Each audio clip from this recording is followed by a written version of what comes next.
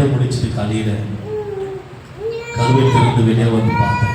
6 மணிக்கு நல்ல மழை தூடிக்கொண்டே இருந்தது. அவனுடைய சமூகத்திலே, சப்பா, நாங்கள் ஆலயத்துக்கு செல்கிற ஒரு நாள் தகப்பனே, வாரத்தில் ஒரு முறை தான் வருகிறது, ஒரு முறை நாங்கள் மிஸ் பண்ணக்கூடாது தகப்பனே. மனமகிழ்ச்சியோடு நாங்கள் தொழுது கொள்கிற ஒரு நாளில் இந்த மழை வந்து எங்களுக்கு தடையாக இருக்கக்கூடாது. ஜெபித்து, உங்களே ஜெபித்துங்க. மறுபடியும் போய் நாங்கள் ப்ரேயரில் ஒரு 8 மணி வரைக்கும் அவனுடைய சமூகத்தில் காத்திருந்தோம். கரெக்டாக நாங்கள் ரெடிட்டு மறுபடியும் வந்து கதவை திறக்கிறோம். அந்த 8:45 வந்து கதவை திறக்கிறோம். மழையே எவ்வளோ பெரிய தேவன் தெரியுமா? நம்முடைய வேண்டுதல்களை நிறைவேற்றுகிற தேவன். மழை என்பது ஒரு ஆசீர்வாதம். அந்த ஆசீர்வாதத்தை தேவன் நமக்கு கொடுத்தார். ஆனால் அதுக்கு மேலாக தேவனை துதிப்பது, அதுக்கு மேலாக ஒரு ஆசீர்வாதம். அந்த ஆசீர்வாதத்தையும் தேவன் நமக்கு கொடுத்திருக்கிறார். கர்த்தர் பெரியவர். தேவன் ஜனமே எடுத்துக்கொள்ளலாம். இந்த நாளுக்குரிய, இந்த மாதத்துக்குரிய அருமையான ஒரு வாக்குத்தத்தத்தோடு உங்கள் நடுவில் ஆவியானவர் அக்கினியாக அவருடைய வார்த்தைகளை கொடுக்க அவர் வல்லவராக இருக்கிறார். நம்மை சூழ்ந்திருக்கிற குப்பைகள் சுட்டெரிக்க ஒரு அக்கினி இறங்க போகிறது. அவருடைய திருவிருந்தில் பங்கு கொள்கிற ஒவ்வொரு அவருடைய பிள்ளைகள் நல்ல ஒரு காரியத்தை விலகிக் கொள்ள வேண்டும். நமக்குள்ள இருக்கிற குப்பைகளும், நம்மளை சூழ்ந்திருக்கிற குப்பைகளும் நம் தேவனாகிய கர்த்தர் இன்றைக்கு சுட்டெரிக்க அவர் வல்லவராக இருக்கிறார். அவருடைய வார்த்தை மூலியமாக தேவனுடைய பிள்ளைகள், அவருடைய வார்த்தையில அக்கினி உண்டு, அவருடைய நாமத்துல வல்லமை உண்டு, அவருடைய நாமத்துல விடுதலை உண்டு.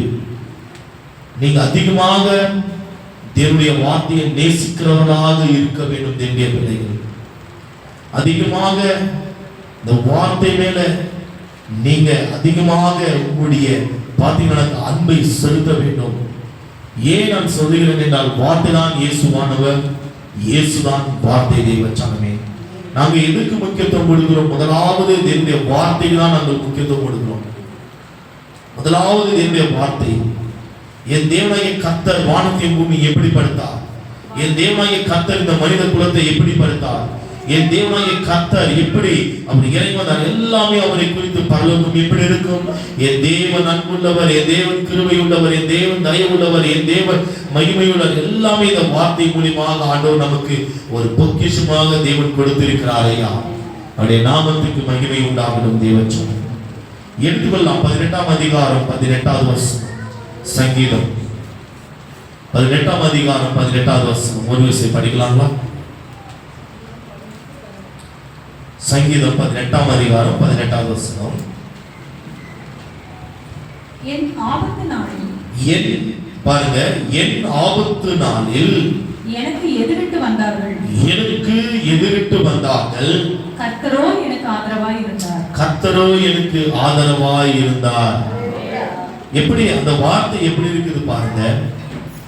என் ஆபத்து நாளில் எனக்கு எதிரிட்டு வந்தார்கள், கர்த்தரோ எனக்கு ஆதரவாய் இருந்தார். கர்த்தர் தான் நமக்கு ஆதரவாய் இருக்கிறார்.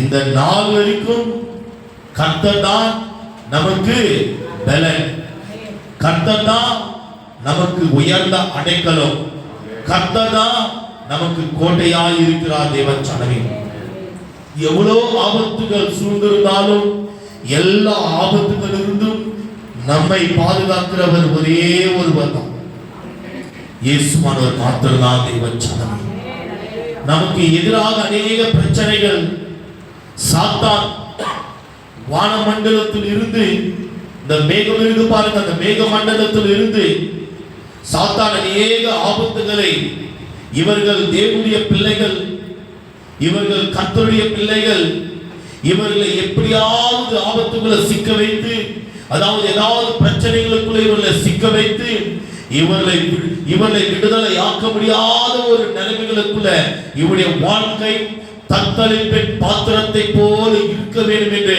சாத்தான் என்ன செய்கிறான்? அநேக ஆபத்துகளையும் அநேக பிரச்சனைகளை கொண்டு வருகிறான். ஆனாலும் சர்வ வல்லமுள்ள தேவன், அந்த வானத்தையும் இந்த பூமியை படைத்த சர்வ வல்லமுள்ள தேவன் என்ன தெரியுமா செய்கிறாரா? என்ன செய்கிறாரா? கர்த்தரோ எனக்கு ஆதரவாய் இருந்தார். எனக்கு ஆதரவாய் இருப்பார் அல்ல, இருந்தார். இருந்தார்னா எவ்வளவு பிரச்சனைகள் என்னுடைய வாழ்க்கையை திரும்பி பார்த்தால் எவ்வளவு போராட்டங்கள், கர்த்தரோ எனக்கு ஆதரவாய் இருந்தார். தேவன் தானே நமக்கு ஆதரவு. யார் உண்டு தேவச்சனமே? கர்த்தரை அல்லாமல் ஒருவர் நம்மை பாதுகாக்க முடியாது. நேசரை அல்லாமல் ஒருவர் நம்மை ரட்சிக்க முடியாது. அநேக பேர் சொல்லலாம், நான் இருக்கிறேன், நான் பார்த்துக் கொள்ளுகிறேன், நான் இதை சமாதானத்தை நடத்த ஒருவரால் முடியாது. இயேசுவை அல்லாமல் ரட்சிப்பு கிடையாது. இயேசுவை அல்லாமல் சமாதானம் கிடையாது. இயேசுவை அல்லாமல் விடுதலை கிடையாது. இயேசுவை அல்லாமல் சந்தோஷம் கிடையாது. இயேசுவை அல்லாமல் ஒரு ஆசீர்வாதத்தை பார்க்க முடியாது. தேவச்சனமே, உங்களோடு இருக்க வேண்டும் கர்த்தர். நீங்கள் கர்த்தரோடு இருக்க வேண்டும் தேவச்சனமே. எப்படியா? நீங்கள் கர்த்தரோடு இருக்க வேண்டும். கர்த்தர் விரும்புகிறார். என்ன திறமை விரும்புகிறாரு? என் பிள்ளைகளோடு நான் உலாவ விரும்புகிறேன். என் பிள்ளைகளோடு நான் சஞ்சரிக்க விரும்புகிறேன். என் பிள்ளைகளோடு நான் பாத்தீங்கன்னா எப்படி தெரியுமா வாழ விரும்புகிறேன் என்று ஆண்டவர் விரும்புகிறார். ஐயா, ஏனோக்கு என்ற ஒரு தேவ மனுஷன் பாத்தீங்கன்னா ஆதியாகமம் 5ஆம் அதிகாரத்தில் சொல்லப்பட்டது. நீங்க வீட்டுக்கு போய் படித்து பாருங்க. 65 வயதில் அந்த மனுஷனை ஆண்டவர் தெரிந்து கொண்டாராம். உண்மையும் உத்தமம் உள்ளவனாய் வாழ்ந்தான ஆண்டவருக்கு முன்பாக 65 வயதுல ஏனோக்கை தெரிந்து கொண்டார். எத்தனை வருஷம் தெரியுமா ஏனோக்கோடு சஞ்சரித்தாரா? 300 வருஷங்கள் ஏனோக்கோடு சஞ்சரித்தாராம். தேவச்சனமே, 300 வருஷங்கள் ஆண்டவர் ஏனோக்கோடு சஞ்சரித்தார்.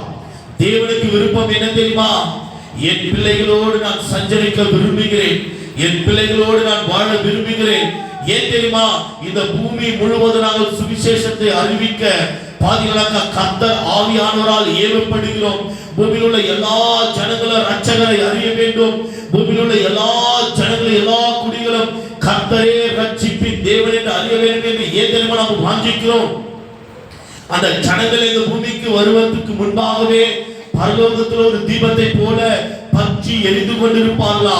அந்த தீபம் எப்படி கர்த்தரை ஆராதிக்குமா? அந்த தீபம் கர்த்தருடைய நாமத்தை தொழுது கொள்ளுமா? அந்த தீபம், அதாவது நம்ம ஆத்மா என்கிற தீபம் பரலோகத்தில் தேவனை தரிசிக்குமா? தேவச்சனமே, தேவனோடு இருக்குமா? அந்த தீபம் கர்த்தரை விட்டு விலகி போகாதா? அந்த தீபம் கர்த்தரை விட்டு விலகி போகாதா? ஆனால் இந்த பூமிக்கு ஆண்டவர் அந்த கர்ப்பத்தை உருவாக்கி அந்த தீபத்தை கொண்டு வந்து அந்த கர்ப்பத்துள்ள வைக்கும் பொழுது அந்த தீபம் ஒரு உயிராய் மாறுகிறது. அதாவது ஒரு சரீரமாக மாறுகிறது. இந்த பூமிக்குரிய சரீரமாக மாறுகிறது. மாறிய உடனே பாருங்க, இந்த உலக ரீதியில வர வர வர வர உலகத்துக்குரியவனாய் மாறி விடுகிறார்கள். நாங்கள் விரும்புகிற காரியம் என்ன தெரியுமா? அல்ல, பரலோகம் விரும்புகிற காரியம் என்ன தெரியுமா? எல்லாரும் கர்த்தரே ரட்சகர் என்று அறிகிற அறிவை அடைய வேண்டும் என்றுதான் கர்த்தராகிய இயேசுவானவர் விரும்புகிறார். தேவச்சனமே, விரும்புகிறார். கர்த்தர் அந்த காரியத்தை விரும்புகிறார். அதனால்தான் எல்லா ஜனங்களுக்கும் போய் சுவிசேஷம் செல்ல வேண்டும் என்று எந்தெந்த இடத்தில் இருந்தாலும், எந்த பகுதியில் இருந்தாலும், எப்படிப்பட்ட ஜனங்களாக இருந்தாலும் போய் சுவிசேஷத்தை அறிவிக்க நாங்கள் சித்தமுள்ளவர்களாக இருக்கிறோம். அப்படி இருக்கும் பொழுது தேவனுடைய பிள்ளைகளே, 300 வருஷம் தேவன் சஞ்சரித்துக் கொண்டிருந்தார். அதனால்தான் இந்த மனித குலத்தோடு தேவன் சஞ்சரிக்க விரும்புகிறார். வந்திருக்கிற தேவச்சனமே, உங்களோடு ஆண்டவர் சஞ்சரிக்க விரும்புகிறார். உங்க பிள்ளைகளோடு ஆண்டவர் சஞ்சரிக்க விரும்புகிறார். நீ அவரை விட்டு விலகினாலும் அவர் ஒருபோதும் உன்னுடைய குடும்பத்தை விட்டு விலகாமல் எப்படி கண்ணின் கனிமணி போல பாதுகாக்கிறார் தெரியுமா? ஒரு நிமிஷம் நீங்க உட்கார்ந்து யோசித்து பாருங்க. ஐயோ, ஆண்டவர் எப்படி பராமரித்தார், ஆண்டவர் எப்படி பாதுகாத்தார், ஆண்டவருடைய நடத்துதல் எப்படி இருந்தது. பிரமிக்கத்தக்கதாக, ஆச்சரியப்படத்தக்கதாக இருக்கும். தேவச்சனமே, ஆண்டவர் விரும்புகிறார். ஆண்டவர் விரும்புகிறார். பாருங்க, நோவாவுடைய காலத்துல நோவா ஒருவன் மாத்திரம் நீதிமானாய் ஆண்டவருடைய பார்வைக்கு முன்பாக வாழ்ந்தார். எப்படியா? நீதிமானாய் ஆண்டுடைய பார்வைக்கு முன்பாக விளங்கினார், வாழ்ந்தார். ஆண்டவர் பார்த்தார், பூமியில் அக்கிரமங்கள் பாவங்கள் பெருகிக் கொண்டிருந்தது. தேவன் மழையை அனுப்பி வைத்து 40 நாள் இரவும் பகலும் பூமியில் இருந்த ஊற்று கண்களெல்லாம் பிளந்ததாம். வானத்திலிருந்து மழை 40 நாள் இரவும் பகலும் பூமியில் உள்ள எல்லா ஜனங்களும் அழிந்து போனார்கள். 8 பேரை மாத்திரம் காக்கப்பட்டார்கள். தேவனுக்கு விருப்பம் என்ன தெரியுமா?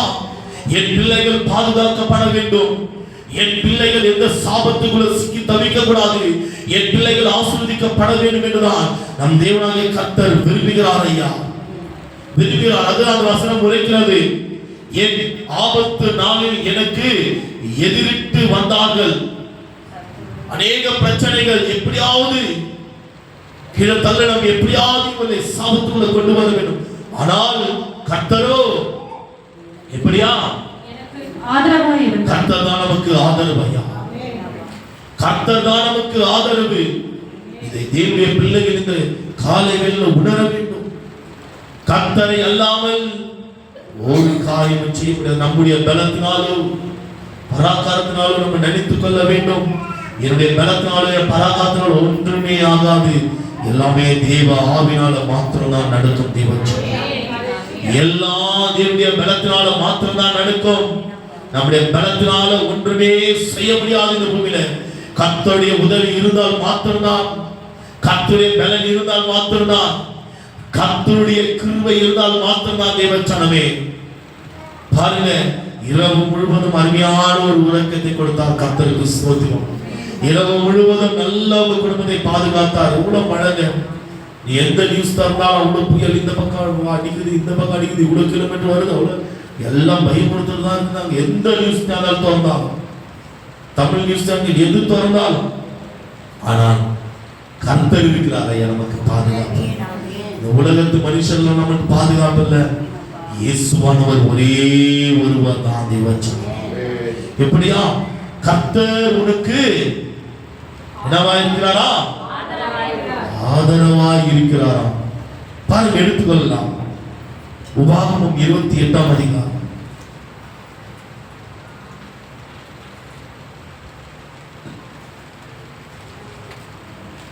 உபாகமம் 28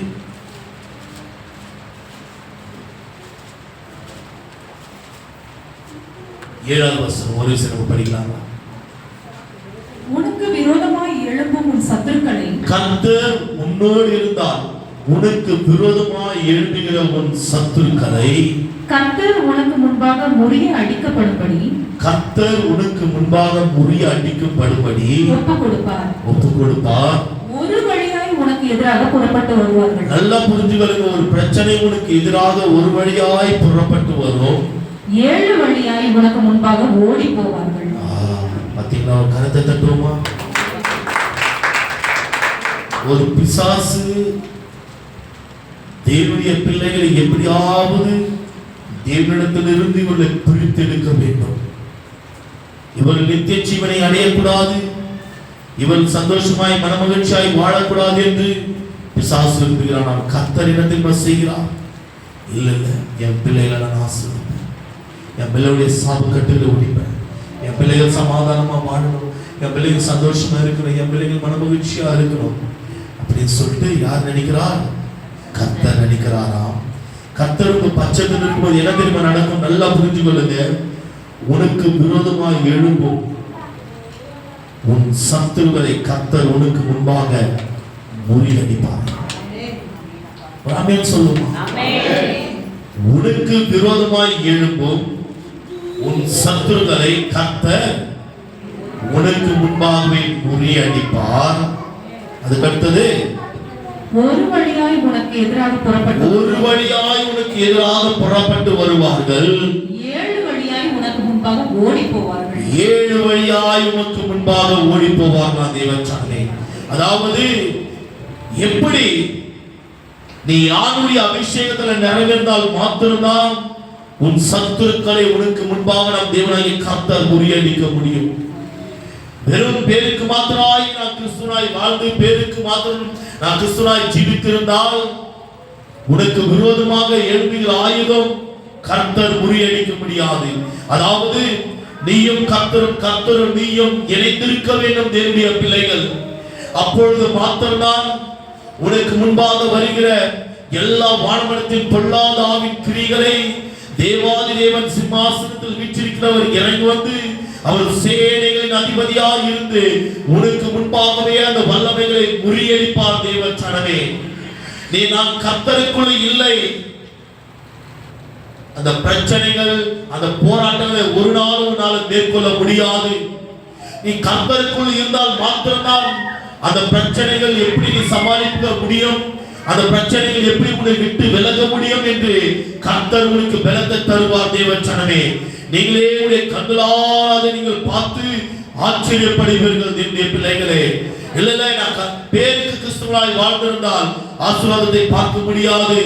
உண்மையாய் ஆண்டவருக்கு என்று ஒரு வைராகியத்தோடு வாழ்கிற தேவனுடைய பிள்ளைகளுக்கு முன்பாக இருக்கிற எல்லா வல்லமைகளையும் தேவனாகிய கர்த்தர் அவர் முறியடிப்பார். ஆமென் சொல்லுமா? தேவனுக்காக வாழ்கிறவருடைய பிள்ளைகளை ஆண்டவர் மூடி மறைத்து காத்து பலப்படுத்துவார். அப்பொழுது ஆண்டவர் நாங்கள் கிறிஸ்துவாய் இருக்கிற ஆண்டவர்களை பாதுகாப்பார். நம் தேவனாகிய கர்த்தர் கிருபை உள்ள தேவன். ஆனால் உன் சத்துரு எப்படி உனக்கு முன்பாக ஓடுகிறது என்று அவருடைய பிள்ளைகளுக்கு மாத்திரம்தான் ஆண்டவர் காண்பிப்பார். தேவ சனமே, அல்லேலூயா. அவருடைய பிள்ளைகளுக்கு மாத்திரம்தான் ஆண்டவர் காண்பிப்பார். தேவனுடைய பிள்ளைகளே, பேருக்காய் வாழ்கிற பேருக்காய் ஓடி இருக்கிறவருடைய வாழ்க்கை எப்படி தெரியுமா இருக்கும்? அதே அதிகாரத்தில் 25வது வசனத்தை படிக்கலாம். 25வது வசனம். உன் சத்துருக்களுக்கு முன்பாக நீ முறிய அடிக்கப்படும்படி பாத்தீங்களா? நம்ம ஆண்டவரை விட்டு விலகி போனா நமக்கு என்ன தெரியுமா நடக்கும்? தேவனுடைய பிள்ளைகள் உணர்ந்து கொள்ள வேண்டும். நம்ம ஆண்டவரை விட்டு நம்ம விலகி போனால், ஒரு பக்கம் நான் ஆசீர்வாதத்தை சொல்றேன், நான் அப்படியே உங்களை விடக்கூடாது. நீங்கள் இதையும் தெரிந்து கொள்ள வேண்டும். ஆண்டவரை விட்டு விலகி போனால் உங்களுக்கு என்ன நடக்கும் நான் அதை குறித்து நான் காண்பிக்க வேண்டும். அதுதான் என்னுடைய கடமை. வெறும் ஆசீர்வாதம் என்று அந்த செழிப்பின் உபதேசத்தை குறித்து நான் உங்களை அப்படியே அனுப்பிவிட நான் விரும்பவில்லை. ஒரு பக்கம் ஆண்டவரோடு நீங்கள் சஞ்சரித்து இருந்தால் உனக்கு முன்பாக இருக்கிற எதிரிகளை கர்த்தர் முறியடிப்பார். உனக்கு வழியாய் வந்த ஒரு வழியாய் வந்த பிரச்சனை 7 வழியாய் ஓடி போகும். 7 வழியாய் ஓடி போகும். நீ ஆண்டவருக்குள் இல்லை என்றால் அந்த பிரச்சனை என்ன தெரியுமா செய்யும்? நீ அந்த பிரச்சனையை மேற்கொள்ள முடியாது. அந்த பிரச்சனை தான் உன்னை மேற்கொள்ளும். படிக்கலாம், வசனத்தை படிக்கலாம். உன் சத்துருக்களுக்கு முன்பாக நீ முறிய அடிக்கப்படும்படி செய்வார். ஆண்டவரை விட்டு விலகின என்ன தெரியுமா நிலைமை? உன்னுடைய சத்துருக்களுக்கு முன்பாக நீ முறிய அடிக்கும்படி கர்த்தர் செய்வார். ஒரு வழியாய் அவர்களுக்கு எதிராக நம்ம ஆண்டவரை விட்டு விலகினா இதுதான் நடக்கிற ஒரு சம்பவம். ஆண்டவரை விட்டு விலகினா எப்படி? சத்துருக்களுக்கு முன்பாக நம்ம வெட்கப்பட்டு போவோம். ஐயா, ஏன் சில நேரத்தில் நம்ம தலை குனிந்து அவமானப்படுகிறோம்? கொஞ்சம் யோசித்து பார்க்க வேண்டும் தேவனுடைய பிள்ளைகள். ஏன் நம்ம துக்கப்படுகிறோம்? ஏன் நம்ம வேதனைப்படுகிறோம்? சில நேரத்தில் நம்ம தலை உயர்த்தப்படாமல் நம்ம தலை குனிந்த ஒரு நிலையில் வாழ்ந்து கொண்டிருக்கிறது. ஏன் சத்துருக்களுக்கு முன்பாக வெட்கப்படுகிறோம்? மற்ற ஜனத்துக்கு முன்பாக அவமானப்படுகிறோம். ஏன்? கொஞ்சம் யோசித்து பார்க்க வேண்டும் தேவனுடைய பிள்ளைகள். தொடர்ந்து படிக்கலாம். ஒரு வழியாய் அவர்களுக்கு எதிராக புறப்படுவாய். பாருங்களா, ஒரு வழியாய் அவர்களுக்கு எதிராக நம்ம புறப்படுவோமா? 7 வழியாய் அவர்களுக்கு முன்பாக ஓடி போவாய். இதெல்லாம் ஆமென் சொல்லாதீங்க. சொல்லுங்க, இதெல்லாம் ஆமென் சொல்லுங்க. சரிங்களா? ஒரு வழியாய் நம்ம புறப்பட்டு போவோம். எத்தனை வழியாய் ஓடி போவோம்? 7 வழியாய் நம்ம ஓடி போவோம். ஐயா, 7 வழியாய் ஓடி போகும். இப்போது நம்முடைய வாழ்க்கை எந்த நிலையில் இருக்கிறது? எல்லாருக்கும் ஒரு கொஸ்டின் மார்க். தேவ சனமே, அதுக்கு நான் என்ன செய்ய வேண்டும்? அதை குறித்துதான் ஆவியானவர் நமக்கு கற்றுக் கொடுக்க போகிறார். ஆண்டவர் வாக்குத்தத்தத்தின் மூலமாக அவருடைய பிள்ளைகளை அழைக்கிறார். இந்த காலை பிரயர்ல எவ்வளவு அற்புதங்கள் தெரியுமா நடந்து கொண்டிருக்கிறது? எவ்வளவு சாட்சிகள் தெரியுமா? இந்த காலை பிரயர்ல நாங்கள் பார்க்கிறோம். 3 நாள் உடம்பு சரியில்லாத என் நிலைமை எப்படி தெரியுமா இருந்தது? முகமெல்லாம் அவ்வளவு விகாரமாய் மாறிவிட்டது. இந்த கிளைமேட்டுக்கு திங்கட்கிழமை காலையில் இருந்து செவ்வாய் புதன் புதன்கிழமை மத்தியானம் தான் அப்பா வந்து ஜெபித்து விட்டு போனாரு. அளவுக்கு இந்த பலவீனங்கள் விலகினது. ஆனால் மறுபடியும் என்னால் முடியல. என்ன போன் பண்ணி விசாரிக்கிறவங்கிட்டலாம் நான் எனக்காக ஜெபித்துக் கொள்ளுங்க, எனக்கு ஜெபிங்கன்னு சொல்லுவேன். ஏன்னா ஜெபம் மாத்திரம் தான் என்னை விடுதலையாக்கும். தலைவலி 3 நாள் கண்டினியூவா இரவும் பகலும் எனக்கு அந்த தலைவலி.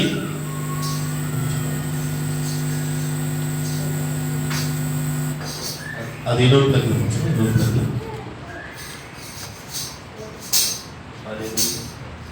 இல்ல பக்கத்துல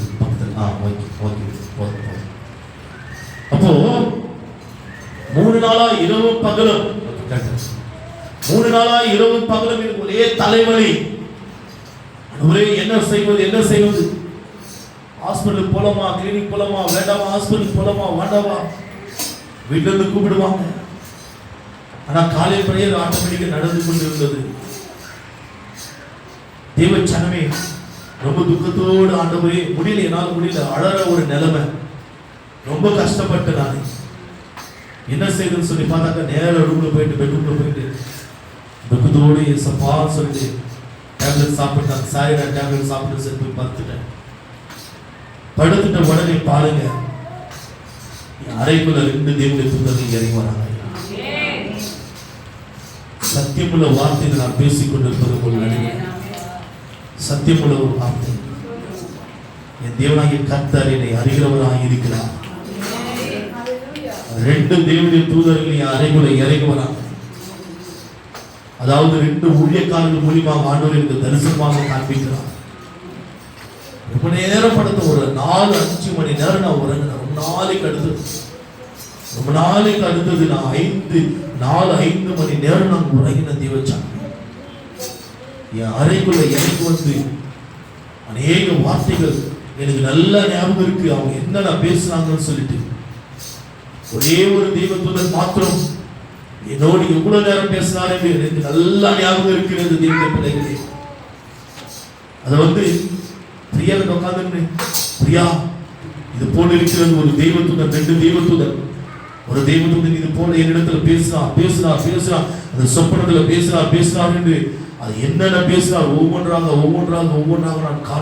நான் சொன்னேன். பிரியா நான் உண்மையா சொல்றேன், அன்னிலிருந்து இந்த நாள் வரைக்கும் எனக்கு எந்த தலைவலியும் இல்லை. அந்த நாள் எவ்வளவு தலைவலி தெரியுமா, நான் ரொம்ப கஷ்டப்பட்டேன், பயங்கரமா இருந்தது எனக்கு. ஆனால் எல்லாவற்றிலும் இருந்து தேவன் எனக்கு ஒரு விடுதலை கொடுத்தார். தேவன் ஒரு சமாதானத்தை கொடுத்தார். தேவனோடு சஞ்சரிக்கும் பொழுது சில போராட்டங்கள் வரும். சத்துருவானவன் எப்படியாவது இவனை தேவனிடத்திலிருந்து பிரிக்க வேண்டும் என்று ஒரு காலம் நடக்கவே நடக்காது. நம் தேவனாகிய கர்த்தர் நம்மை ஆட்சி தேய்ச்சி நம்மை அரவணைக்கிறவர், நம்மை பலப்படுத்துகிறவர். இது தேவனுடைய பிள்ளைகள் விலகிக் கொள்ள வேண்டும். படிக்கலாம், அந்த வசனத்தை படிக்கலாம். ஒரு வழி உன் சத்துருக்களுக்கு முன்பாக நீ முறியடிக்கப்படும்படி கர்த்தர் செய்வார். ஒரு வழியாய் அவர்களுக்கு எதிராக புறப்படுவாய், 7 வழியாய் அவர்களுக்கு முன்பாக ஓடி போவாய். நீ பூமியில் உள்ள எல்லா ராஜ்யங்களிலும் சிதறந்து போவாய். ஒரு இடத்திலேயும் நம்ம சமாதானமா வாழ முடியாது ஐயா. ஒரு இடத்துல நம்ம சமாதானத்தை பார்க்க முடியாது.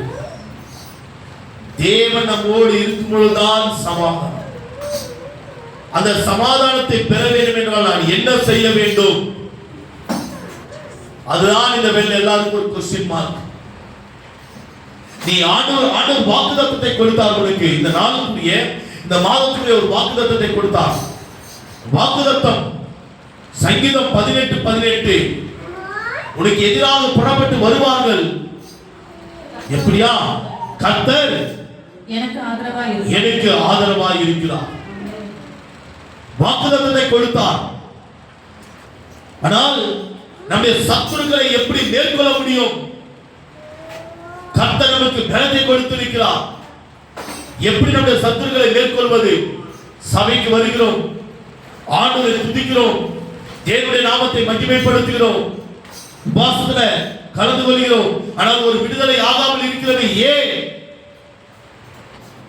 யோசித்து பார்க்க வேண்டும்.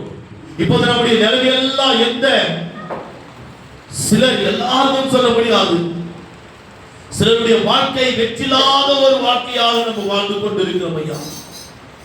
போராட்டம் நிறைந்த ஒரு வாழ்க்கையாக வாழ்ந்து கொண்டிருக்கிறோம். தேவனுடைய பிள்ளைகள் உணர வேண்டும். எடுத்துக்கொள்ளுங்க லூக்கா 10ஆம் அதிகாரம், இதுக்குரிய ஆன்சரை நம்ம பார்க்க போகிறோம். லூக்கா 10ஆம் அதிகாரம் 38ஆம் வசனத்திலிருந்து தொடர்ச்சி படிங்க. பின்பு அவர்கள் பிரயாணமாய் போகையில் அவர் ஒரு கிராமத்தில் பிரவேசித்தார். அங்கே மார்த்தாள் என்னும் பெயர் கொண்ட ஒரு ஸ்திரீ அவரை தன் வீட்டிலே ஏற்றுக்கொண்டாள். அவளுக்கு மரியாள் என்னப்பட்ட ஒரு சகோதரி இருந்தாள். அவள் இயேசுவின் பாதத்தருகே உட்கார்ந்து அவருடைய வசனத்தை கேட்டுக் கொண்டிருந்தாள். மார்த்தாளோ பற்பல வேலைகளை செய்வதில் மிகவும் வருத்தமடைந்து அவரிடத்தில் வந்து, ஆண்டவரே, நான் தனியே வேலை செய்யபடி என் சகோதரி என்னை விட்டு வந்திருக்கிறது குறித்து உமக்கு கவலை இல்லையா? எனக்கு உதவி செய்யும்படி அவளுக்கு சொல்லும் என்றாள். இயேசு அவளுக்கு பிரதியுத்தரமாக, மார்த்தாளே, மார்த்தாளே, நீ அநேக காரியங்களை குறித்து கவலைப்பட்டு கலங்குகிறாய். தேவையானது ஒன்றை மரியாள் தன்னை விட்டு எடுபடாத நல்ல பங்கை தெரிந்து கொண்டாள் என்றார். ரெண்டு பேர் இருக்காங்க சகோதரிகள். இது யாரு சொல்லி பார்த்தால், இந்த மார்த்தாள் மரியாள் யாருன்னு சொல்லி பார்த்தால், மரித்து போன லாசரை ஆண்டவர் உயிரோடு எழுப்பினார் அல்லவா, அவருடைய சகோதரி. இவங்க பெத்தானியா கிராமத்தில் இருக்கிறாங்க. பெத்தானியா கிராமத்தில் வசிக்கிற ஒரு குடும்பம். ரெண்டு பேரை ஆண்டவர் இந்த இடத்துல நமக்கு காண்பிக்கிறார். மார்த்தாளை காண்பிக்கிறார், மரியாளை காண்பிக்கிறார். ரட்சிக்கப்பட்டவங்க தான், ஆண்டவர் அறிந்த சனங்கள் தான்.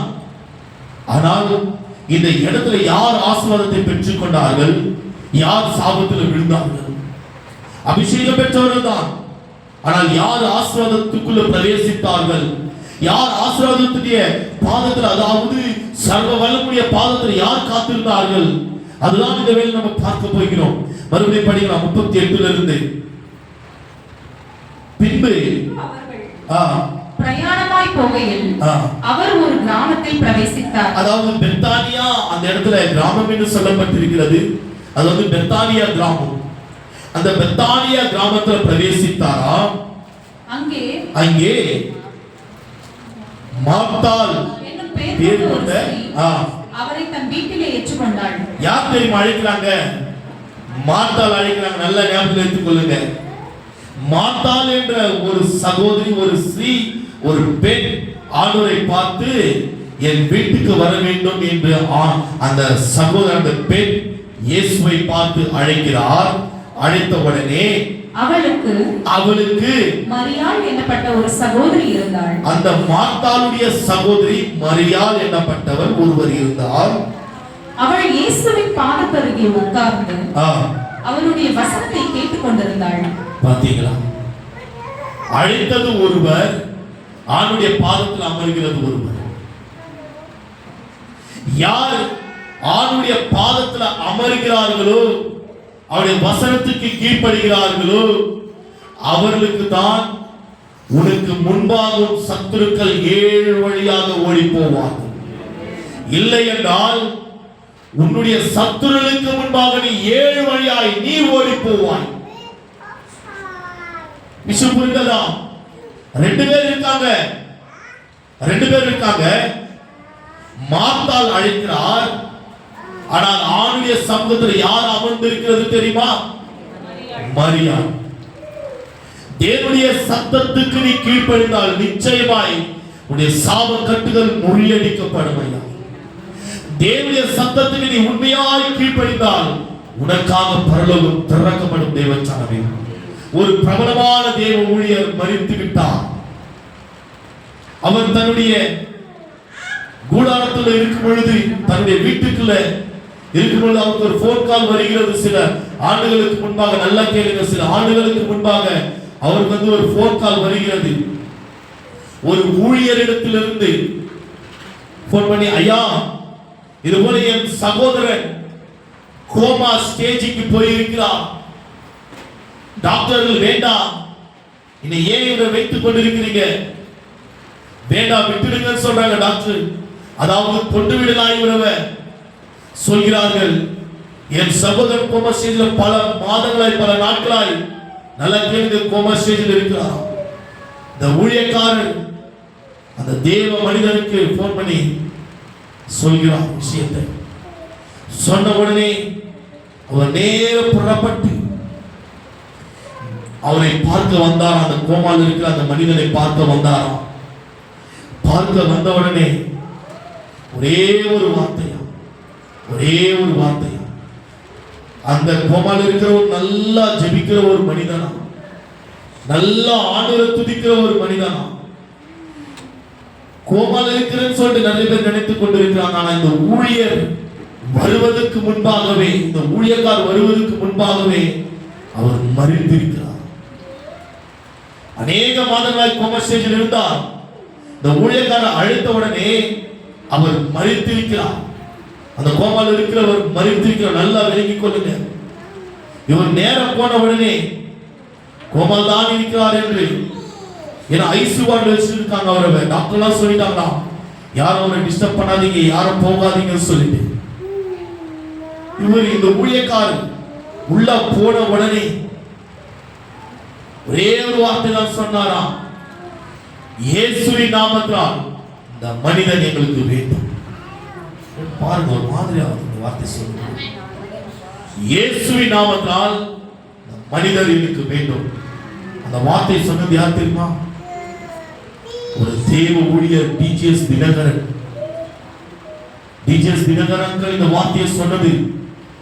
கோமால மரித்திருக்கிற அந்த மனிதனை பார்த்து, இயேசுவின் நாமத்தால் இந்த மனிதன் எனக்கு வேண்டும் சொல்லிட்டு கலந்தார். வேற எந்த வார்த்தையும் சொல்லலையா, வேற எந்த வார்த்தையும் சொல்லலையா. சொல்லிட்டு இவர் கிளம்பி காரில் தன் வீட்டுக்கு வந்த உடனே தானா அந்த இடத்துல கோமா ஸ்டேஜில் மரித்திருக்கிற அந்த மனிதன் கண்கள் திறக்கப்படும். கரங்களை தந்தாயா, கரங்களை தட்டுவது அற்புதம் நடக்கும். கோமா ஸ்டேஜில் இருக்கும்போது அந்த மனிதனுடைய கண்கள் திறக்கப்பட்டதா, திறக்கப்பட்டதா.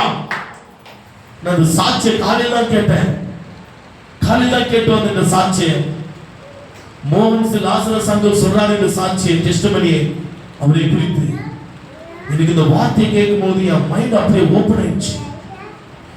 என்னுடைய சிந்தனை அப்படியே திறக்கப்பட்டது. தேவச்சாமி எனக்கு இன்னும் பூஸ்ட் போட்ட மாதிரி இருந்தது. அந்த இடத்துல என்ன தெரியுமா சம்பவம் நடந்ததா?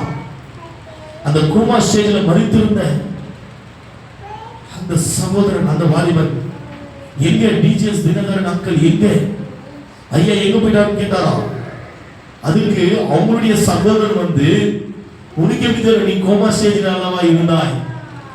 நல்லா புரிஞ்சுக்கொள்ள, உனக்கு எப்படி தெரியும் நீ கோமா ஸ்டேஜில் தானே இருந்த? இல்ல இல்ல, நான் ஆண்டுடைய சமூகத்தில் இருந்தேன். நானே ஆண்டுடைய சமூகத்தில் இருந்த குளோரி, நான் ஆண்டுடைய சமூகத்தில் இருந்தேன். அப்போது இவருடைய சத்தம் ஆண்டுடைய சமூகத்தில் ஒரு இடி முழக்கமாக கேட்கப்பட்டது. எப்படியா? ஒரு இடி முழக்கமாக ஆண்டுடைய சமூகத்தினுடைய சத்தம் எனக்கு கேட்கப்பட்டது. என் பிள்ளை அழைத்துக் கொண்டிருக்கிறான். இப்போ ஆண்டுடைய சமூகத்தில் ஆண்டவர் என்னை அனுப்பி வைத்தார். அந்த இடத்துல இவருடைய சத்தம் கேட்கப்பட்டது. இயேசுவின் நாமத்தால் இந்த வாலிபன் எனக்கு வேண்டும். பரலோகத்தில் அந்த சத்தம் வந்து இடி முழக்கமாக கேட்கப்பட்டது. ஆண்டவர் அந்த இடத்திலிருந்து என்னை இந்த பூமிக்கு போய் என் பிள்ளை உன்னை கேட்டுக் கொண்டிருக்கிறான் என்று அனுப்பி வைத்தார். எவ்வளவு பெரிய அற்புதம் பாருங்க தேவனுடைய பிள்ளைகளே. ஆண்டுடைய சமூகத்தில் காத்திருக்கிறவர்களுக்கு ஐயா, உன்னுடைய வாழ்க்கை மரித்து போன நிலைமை இருந்தாலும் ஆண்டவர் உயிரடை செய்வார். ஆண்டவர் உயிரடை செய்வார். உன்னுடைய வாழ்க்கை செத்து போன ஒரு நிலைமையில் நீ வாழ்ந்து கொண்டிருந்தாலும் உயிர் மூச்சை கொடுக்க அவர் வல்லவராய் இருக்கிறார் ஐயா. அதனால்தான் படித்து படித்து படித்து சொல்கிறோம், மாத்தாளை போல அல்ல, மரியாதை போல ஆண்டுடைய பாதத்தில் காத்திருக்க வேண்டும். மரியாதை போல ஆண்டுடைய பாதத்துல யாரார் காத்திருக்கிறீர்களோ, உம்முடைய வாழ்க்கை உலர்ந்த எலும்புகளை போல இருந்தாலும் என் தேவனாகிய கர்த்தர் இந்த வேளையுடைய வார்த்தை மூலமாக உயிரடைய செய்கிறார். ஐயா, உயிரடைய செய்கிறார். படிக்கலாம், அப்படியே தொடர்ந்து படிக்கலாம். 10ஆம் அதிகாரம் அந்த 40ஆவது வசனத்திலிருந்து. மார்த்தாளோ பற்பல வேலைகளை செய்வதில் மிகவும் வருத்தமடைந்து அவரிடத்தில் வந்து, ஆண்டவரே, நான் தனியே வேலை செய்யும்படி என் சகோதரி என்னை விட்டு வந்திருக்கிறதை குறித்து உமக்கு கவலை இல்லையா? எனக்கு உதவி செய்யும்படி அவளுக்கு சொல்லும் என்றாள். ஐயா, ரட்சகர் வந்திருக்கிறாயா உன்னுடைய கூடாரத்துக்குள்ள. ஆண்டுடைய பாதத்தில் அமர்ந்து ஆசீர்வாதத்தை பெற்றுக்கொள்வதை விட்டுவிட்டு ஆண்டவருக்காக தான் சமையல் பண்ண போயிருக்கிறாங்க. அந்த நேரம் எழுது போனால் கிடைக்காத ஐயா. அதனால்தான் நாங்கள் கர்ப்ப வேதனைப்பட்டு ஆண்டு பிள்ளைகளுக்கு சொல்வது, இந்த ஓய்வு நாளை மிஸ் பண்ணாதீங்க, இந்த ஓய்வு நாளை தவறி விடாதீங்க. இந்த ஓய்வு நாள்ல நீங்க கடைசியில் வந்தவங்க அமர்ந்துருங்க ஓய்வு நாள்ல. ஏனென்றால் வாரத்துல ஒரு நாள் ஆண்டுடைய மனமகிழ்ச்சியான ஒரு நாளுக்குள்ள ஆண்டு நம்மளை நடத்துகிறார் ஐயா. அந்த ஆசீர்வாதம் எப்படிப்பட்டது இந்த ஜனங்கள் அறியாமல் வாழ்ந்து கொண்டிருக்கிறார்கள். ஜனங்கள். ஏனென்றால் பாருங்க, அழைத்தது மார்த்தாள், ஆனா ஆசீர்வாதத்தை யாருடைய சமூகத்தில் காத்திருந்து பெற்றுக்கொண்டது மரியாள் பெற்றுக்கொண்டார். அந்த ஆசீர்வாதத்தை மார்த்தாள் ஆண்டவருக்காக தான் வேலை செய்ய போகிறார், ஆண்டவருக்காக தான் உணவு செய்ய போகிறார். ஆனால் வார்த்தை கிடைக்கிற நேரத்தில் கிடைக்காது, தேவனுடைய ஆசீர்வாதம் கிடைக்கிற நேரத்தில் கிடைக்காது. அந்த சாபங்களை முறியடிக்க ஆண்டவர் இந்த இடத்தை தான் உனக்கு கொடுத்திருக்கிறார். இதை உணர வேண்டும். இந்த மகா பரிசுத்த ஸ்தலத்திலிருந்து, அதாவது இந்த புல்பிட்டிலிருந்து வருகிற தான் உங்களுக்கு ஆசீர்வாதம். இந்த புல்பிட்டிலிருந்து தான் உங்களுக்கு சாபக்கட்டுகளை முறியடிக்க முடியும். இந்த மகா பரிசுத்த ஸ்தலத்தில் தான் உங்கள் கட்டுகளை நிர்மூலமாக்க முடியும். இல்லையென்றால் யாரு வந்தாலும் உங்களை பாத்தீங்கன்னாக்கா உங்களை ஆஸ்வதிக்க முடியாது. கர்த்தர் ஒருவரை தவிர. வேத வசனங்கள் 40-50 வசனங்கள் உரைத்திருக்கிறது. ஓய்வு நாளை பரிசுத்தத்தோடு நீ ஆசரிப்பாயாக. அந்த நாளை நான் ஆஸ்வதிப்பேன். ஓய்வு நாளை பரிசுத்தத்தோடு அலங்காரத்தோடு நீ ஆசரிப்பாயாக. அந்த நாள் தேவனுக்குரிய நாள். அந்த நாள் தேவனுடைய பிள்ளைகளை ஆஸ்வதிக்கிற நாள். விளங்க வேண்டும், புரிந்து கொள்ள வேண்டும் தேவனுடைய பிள்ளைகள். அதுக்கு அடுத்தது படிக்கலாம், நேரம் இல்லை. இயேசு அவருக்கு பிரதியுத்தரமாக, மார்த்தாளே, நீ அநேக காரியங்களை குறித்து கவலைப்பட்டு கலங்குகிறாய். தேவையானது ஒன்றே. ஆண்டவர் சொல்றாரு, தேவையானது ஒன்றே. மரியாள் அந்த மார்த்தாளை பார்த்து, நீ அநேக கவலைகளை குறித்து கலங்குறாய். நீங்க கலங்கி இருக்கீங்க. தேவையானது ஒன்றே. மரியாள் தன்னை விட்டு எடுபடாத நல்ல பங்கை தெரிந்து கொண்டாள். நல்ல ஆசீர்வாதத்தை தெரிந்து கொண்டாள். இதுதான் ரகசியம். ஆண்டுடைய வசனத்திற்கு கீழ்ப்படிந்து அவருடைய பாதத்தில் காத்திருக்கிறான். பாத்தீங்களா, உனக்கு எதிராய் ஒரு வழியாய் வந்த பிரச்சனைகள் உனக்கு எதிராய் 7 வழியில சொல்லணும். உனக்கு எதிராய் ஒரு வழியாய் வந்த பிரச்சனைகள் உனக்கு வழியாய், உனக்கு விரோதமாய் 7 வழியாய் ஓடி போகும் ஐயா. மரியாதை போல ஆண்டே பாதத்தில் காத்திருந்தால் 7 வழியாய் ஓடி போகும். மார்த்தாளை போல பற்பல வேலைகளுக்குள்ள நீங்க சிக்கி தவித்துக் கொண்டிருந்தால் நீயே அதுக்குள்ள பிரவேசித்து நீயே அவர்களுக்கு முன்பாக 7 வழியாய், அதாவது எந்த வழி ஓடுறது எந்த வழி திறக்கிறதுன்னு தெரியாது. சிக்கி தவிப்பீங்க தேவ சனமே. ஆண்டவர் நல்ல ஒரு அருமையான ஒரு வார்த்தை கொடுத்திருக்கிறார்.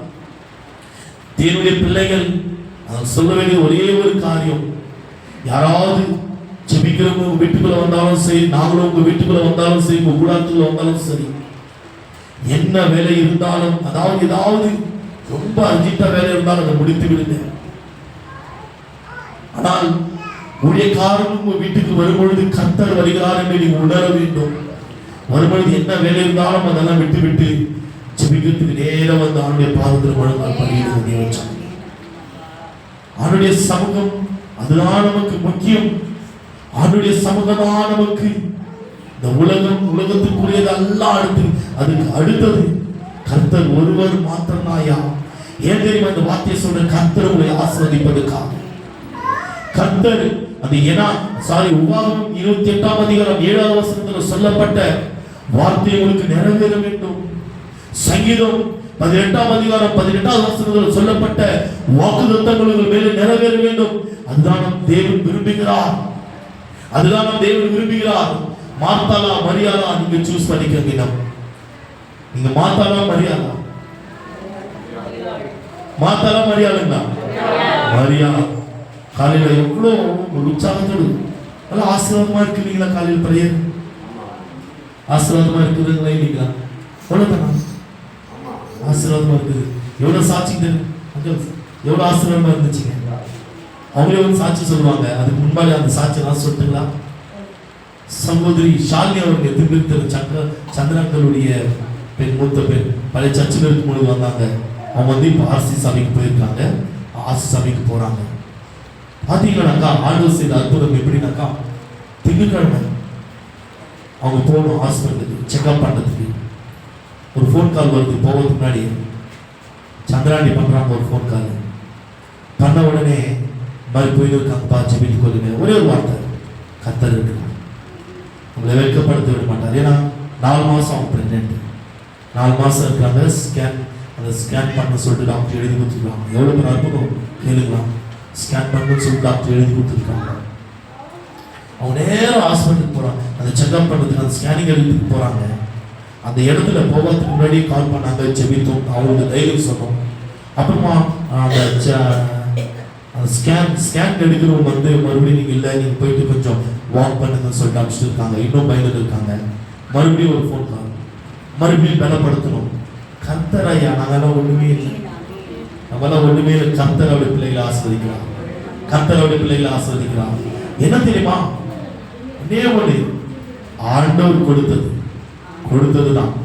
சத்துருவான கைப்பட அதிகாரம் இல்லை. சத்துருவான கைப்பட அதிகாரம் இல்லை. புரியுதுங்களா? இருக்கும் பொழுது போயிட்டுலாம் வந்துட்டாங்க. வந்துட்டு போன வந்த உடனே திடீர்னு எங்களுக்கு ஒரு ஃபோன் கால். 20% குழந்தை பலவீனமா இருக்குது. ஆமாங்களா? 10% குழந்தை பலவீனமா இருக்குது. 90% குழந்தை ஆரோக்கியமா இருக்குது. இவங்களுக்கு என்ன நடக்கும் சொல்லுங்க, கொஞ்சம் யோசிங்க. 10% நாங்கள் சொல்ல முடியாது. பயம் வச்சிட்டாங்க. இது பயப்படுறாங்க. எப்படி தெரியுமா? வார்த்தை கொண்டு வாக்குத்தத்தங்களை கொண்டு ஆண்டவர் தேர்ச்சி தம்முடைய அங்கே தூங்கவே இல்லை. அன்னைக்கு நைட்டு மறுநாள் செக்அப் அவங்க டாக்டர்கிட்ட போய் அந்த ரிப்போர்ட்டை எடுத்துட்டு போனோம். அவங்களுக்கு அதே யோசனை. கர்த்தர் பெரியவரை அழைத்தவர் உண்மை உள்ளவர். நான் அதுதான் உங்களுக்கு சொல்லுவேன், அழைத்தவர் உண்மை உள்ளவர். நம்மளை வெட்கப்படுத்த விட மாட்டார், தலைமுடியை விட மாட்டார். அதுக்கு அடுத்தது காலையில் பிரேயர் நாங்கள் பண்ணோம்.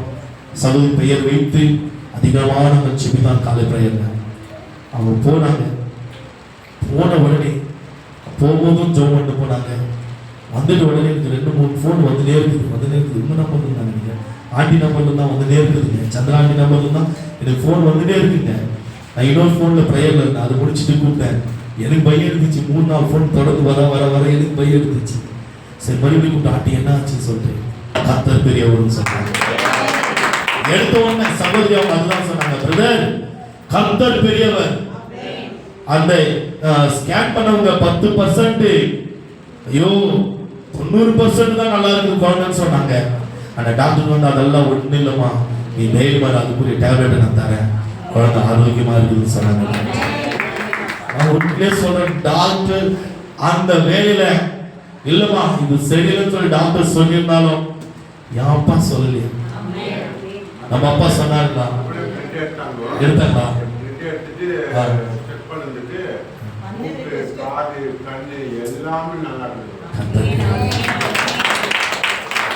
எவ்வளவு அற்புதங்கள் தெரியும். இன்னும் நிறைய இருக்குது அற்புதங்கள், இன்னும் நிறைய இருக்குதுங்க. நல்லா சகோதரி செல்வி அவங்களுக்கு பாத்தீங்கன்னாக்கா ஆபரேஷன் நல்லா ஆண்டவர் கிருபையாய் பலத்தை தந்தா. ஒரே ஷாக்கிங்கு, ஆபரேஷன் முடிச்சிட்டாங்க. காலையில் 7 மணிலிருந்து 10 மணி வரைக்கும் ஆபரேஷன் தியேட்டர்ல இருந்து வெளியே வராங்க. நாங்க ஜெயந்தக்கா தள்ளு போறாங்க, அவங்க பையன் அது தனுஷ் தள்ளு போறாங்க. நான் பின்னாடி அப்படியே நடந்து போனேன். ஆபரேஷன் தியேட்டர் வெளியே இருந்து வார்டுக்கு போன உடனே ஒரு ஆச்சரியம் என்ன தெரியுங்களா? அன்னைக்கு சாயந்தரம் எழுந்து நடந்துன்னு இருக்காங்க. உண்மை. ஆபரேஷன் மட்டும் அன்னைக்கு சாயந்தரமே எழுந்து நடந்துட்டு இருக்காங்க. எனக்கு ஒரே ஷாக்கிங் சிஸ்டர், என்ன இது அதுக்கு இவ்வளவு தைரியமா? அவங்க சொன்னது ஒரு வார்த்தை என்ன தெரியுங்களா? கர்த்தர் எங்களுக்கு பலனாக இருக்கிறார், கர்த்தர் எங்களுக்கு பலனாக இருக்கிறார். மறுநாள் போன மறுநாள் வந்து பாத்தீங்கன்னா சோகப்படுத்திட்டு இருந்தாங்க. பாக்குறேன், ஏன் சிஸ்டர் சோகப்படுத்திட்டு இருக்கீங்க? பார்த்தாங்க சூப் சாப்பிட்டுருக்காங்க, சூப் கறி சாப்பிட்டுருக்காங்க. ஆபரேஷன் பண்ண மறுநாளிலே ரொம்ப சோகப்படுத்திட்டு இருந்தாங்க. முடியல, அவங்களுக்கு புதுச்சோரம் வர மாதிரி ஆயிடுச்சு, பயந்துட்டோம். மறுபடியும் அருண் ஜோமெண்ட் போன்னு சொல்லி கையை பிடிச்சு நாங்கள் ஜோமெண்ட் வந்தோம். நம்ம சபையிலிருந்து சகோதரி பிரதரெல்லாம் போனாங்க. கர்த்தருடைய நாமத்துக்கு மகிமையாக. அதுக்கு அடுத்தது பார்த்தீங்கன்னாக்கா அன்னைக்கு கொஞ்ச நேரம் சொல்ல இருந்தாங்க, அன்னைக்கு சாயங்காலம் எழுந்து மறுபடியும் நடக்கிறாங்க. இல்லை என்ன தெரியுமா ஆச்சரியம்? அவன் நேற்று டிஸ்சார்ஜ் ஆயிட்டாங்க வீட்டுக்கு. அதுதான் ஆச்சரியம். அவங்க இன்னும் ஹாஸ்பிட்டல் இல்லை, நேற்று அவங்க டிஸ்சார்ஜ் ஆகிட்டு வீட்டுக்கு வந்தாங்க. 2 நாள் தான் ஆகுது, ஆப்ரேஷன் பண்ணி 2 நாள் தான் ஆகுது, அவங்க வீட்டுக்கு வந்துட்டாங்க. இதெல்லாம் அற்புதம். எப்படி தெரியுமா? செய்கிற ஜபத்தின் நிமித்தம் ஆண்டுடைய சமூகத்தில் காத்திருக்கிற இல்லையா, அந்த ஆசீர்வாதங்களை அவருடைய பிள்ளைகளுக்கு, அந்த ஆசீர்வாதங்களை அவருடைய பிள்ளைகளுக்கு. நான் உண்மையா சொல்றேன், மார்த்தாலை போல வாழாதீங்க, மரியாதை போல வாழாதீங்க. எந்த வாழ்க்கை தெரியுமா? ஆண்டுடைய சமூகத்தில் காத்திருந்து ஈடுபடாத நல்ல பங்கை தெரிந்து கொள்ள வேண்டும். தேவனுடைய பிள்ளைகள் நல்ல பங்கை தேவனுடைய பிள்ளைகள் தெரிந்து கொள்ள. எனக்கு ஒரே ஒரு ஆசை, நம்ம சபைக்கு வருகிற எல்லாரும் ஆசீர்வாதமா இருக்கணும், எல்லாரும் ஆசீர்வாதமா இருக்கணும். நம்ம வாட்ஸ்அப் குரூப்ல ஒரு மெசேஜ் அனுப்பிச்சிருந்தாங்க பாத்தீங்களா? காலைல 6 மணிக்கு அது பாருங்க. நீங்க மோகன் சிலாசன் சங்கருடைய ஒரு சாட்சி, அதை கேட்கணும் தேவனுடைய பிள்ளைங்க. யாரும் கேட்கல, நீங்க கேளுங்க. 2.25 கோடி 2.25 கோடி 3.25 கோடி நான் 2.25 கோடி நினைச்சிருந்தேன். அதான் நான் சொன்னேன். 3.25 கோடி கடன், 1 ரூபாய் 2 ரூபாய். அவரை பார்த்து அப்படியே தெரிஞ்சுங்க, அவரை பார்த்து அப்படி தெரிஞ்சுக்கலாம். சிம்பிளாகிறாரு, ஒரு வேஷ்டி ஒரு சட்டை, ஒரு வேஷ்டி ஒரு சட்டை, 3.25 கோடி கடன் இருந்ததா அவருக்கு. ஆனால் நல்லா விலகிக் கொள்ளுங்க, ஆண்டுடைய சமூகத்தில் வந்து மார்த்தாளை போல ஜெபித்தார், மரியாதை போல ஜெபித்தார். ஜெபித்த உடனே என்ன தெரியுமா? ஒரு லிஸ்ட் போட, அந்த லிஸ்ட் மேல கை வச்சு வச்சு வச்சு வச்சு ஜெபிக்கணும் நீங்க தேவனுடைய பிள்ளைகள். நான் அதுதான் எல்லாரும் நான் சொல்லுவேன், அதுதான் நான் சொல்ல வேண்டிய காரியம். கடன் பிரச்சனை இருக்க யாரும் தரன்னு எழுதி வைங்க, அது மேலாம் கை வச்சு இயேசுவின் நாமத்தினால டிக் பண்ண. நீங்க ஒரு வாரம் டிக் பண்ணணும். ஏன் தெரியுமா? இந்நாள் நான் இவ்வளவு தாங்க இயேசு நாமத்துல வெளியே ஓடணும், இந்நாள் நான் இவ்வளவு தாங்க இயேசு நாமத்துல. அவர் அப்படிதான் எழுதி வைத்து அதை டிக் பண்ணாரா, அதை ஜெபித்தாரா, அந்த கடனெல்லாம் விலகி ஓடினாங்க. இல்ல வேண்டாங்க வேண்டாங்க, அவர்தான் அந்த கடனெல்லாம் விலகி ஓடினாங்க. தெய்வ சனமே, விலகி ஓடினது 3.25 கோடி. எவ்வளவு வருஷத்துக்கு தெரியுமா? ஒரே வருஷத்துல 3.25 கோடி கடன் கழிஞ்சு. ஏன்? அவர்தான் ஊழியக்கார மோகன் அங்கிள். ஏன் நம்மள ஊழியக்காரர் இல்லைங்களா? வெறும் மோகன் சிலாசன் சங்கருடைய ஜபத்தை மாத்திரம் கேட்பாரா? ஏன் நம்முடைய ஜபத்தை கேட்க மாட்டாரா? இந்த அருடைய ஜபத்தை கேட்க மாட்டார், கேட்பாரா? ஐயா ஏன் விசுவாசியெல்லாம் கர்த்தர் ஆசீர்வதிப்பாரா? ஏன் நம்மளால ஆண்டவர் ஆசீர்வதிக்க மாட்டாரா? நம்ம குடும்பத்தை ஆசீர்வதிக்க மாட்டாரா? ஏன் அவருக்காக மாத்திரம் தான் கர்த்தர் ரத்தத்தை சிந்தினாரா? அந்த விசுவாசிக்கு ஏன் நம்மளுக்கு ரத்தத்தை சிந்தலையா? நமக்கு ரத்தத்தை சிந்திருக்கிறார் ஐயா. அவரை ஆசீர்வதித்தவர் நம்மையும் ஆசீர்வதித்தார். லிஸ்ட் எழுதணும், நீங்க லிஸ்ட் எழுதி பிக் பண்ணணும். ஒரு வாரம் ஒரு கடன் ஓடணும் இயேசுவின் நாமத்தினால. ஒரு வாரம் ஒரு கடன் ஓடணும் இயேசுவின் நாமத்தினால. கர்த்தர் அற்புதத்தை செய்வார். பிசினஸ் கர்த்தர் ஆசீர்வதிப்பார். ஒரு வாரம் ஒரு சாட்சி கேட்கப்பட்டது, ஒரு வாரம் ஒரு சாட்சி கர்த்தர் ஆசீர்வதிக்கணும். அவர் எப்படி தெரியுங்களா?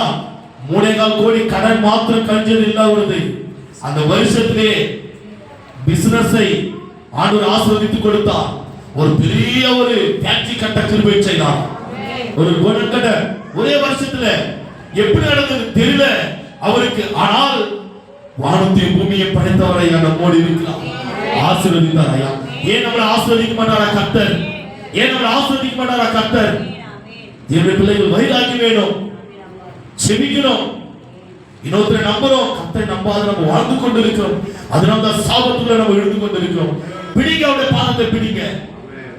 இந்த இடுப்பு பிடிவாங்க, அந்த பிடிங்க. நிச்சயமா கர்த்தர் ஆசீர்வதிப்பார். இந்த மகா பரிசுத்த ஸ்தலத்தில் நின்று நான் உரைத்துக் கொண்டிருக்கிறேன்.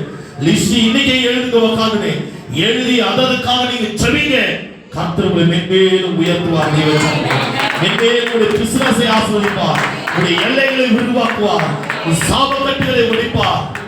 யாபேசுடைய எல்லை ஆசீர்வதித்த தேவனுடைய கிருபை நம்முடைய எல்லையும் ஆசீர்வதிக்கும், நம்முடைய குடும்பத்தையும் ஆசீர்வாதமாக இருக்கும். தேவச்சனமே, கர்த்தர் அளவில்லாமல் ஆசீர்வதிப்பார். அல்லேலூயா.